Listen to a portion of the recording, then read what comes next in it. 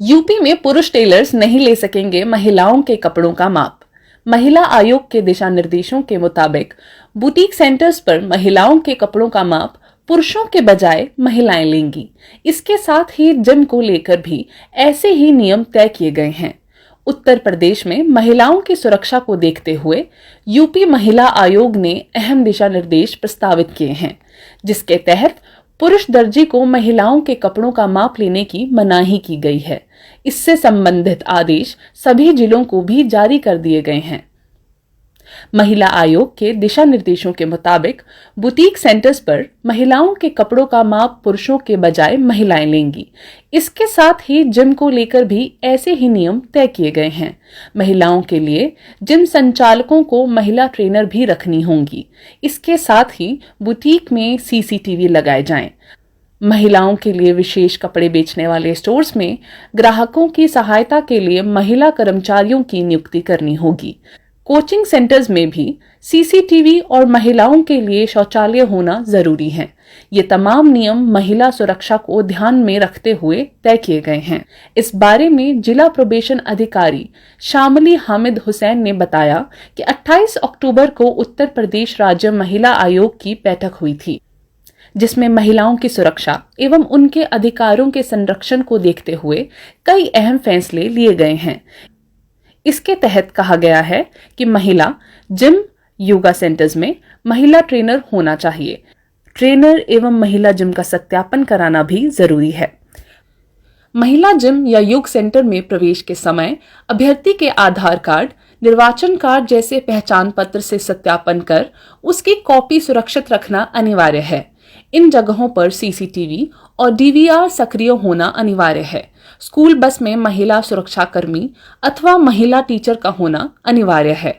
नाट्य कला केंद्र में महिला डांस टीचर और सीसीटीवी होने आवश्यक हैं।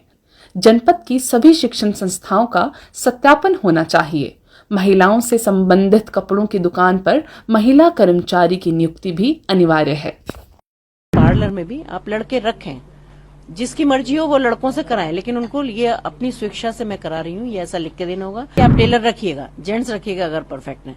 वैसे ऐसा नहीं है कि महिला परफेक्ट नहीं है, पर शायद रखना नहीं चाहते। मेजरमेंट के लिए आप लड़की रखिएगा।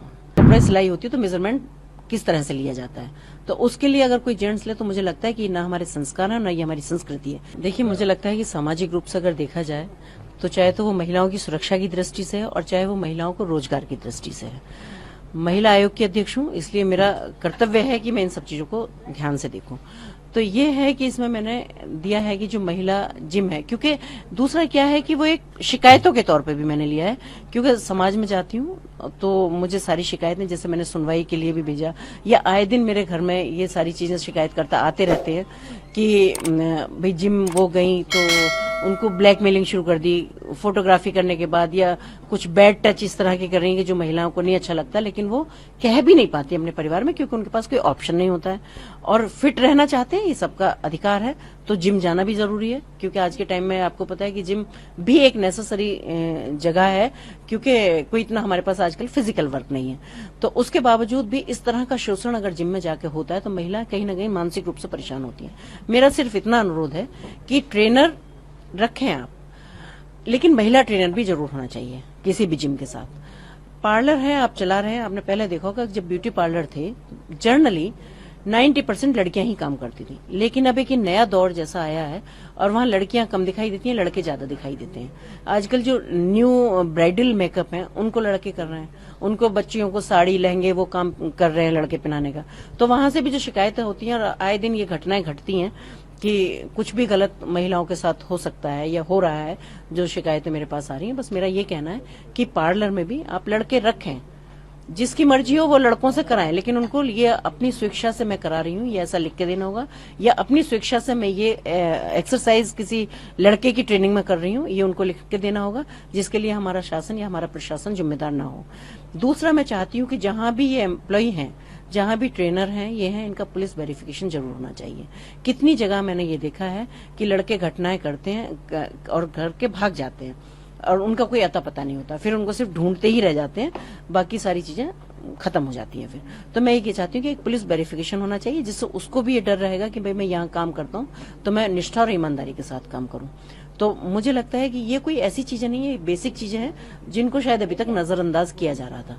दूसरा एक है कि जैसे स्कूल की बस है, स्कूल की बस में बच्चियां भी जाती हैं, तो वहां आए दिन आपने भी पढ़ा होगा, देखा होगा कि कंडक्टर और ड्राइवर हैं जो बच्चियों के साथ वही बैड टच वाली स्थिति या कुछ और भी घटना कई बार आपने देखा है कि सुनने को मिल जाती है।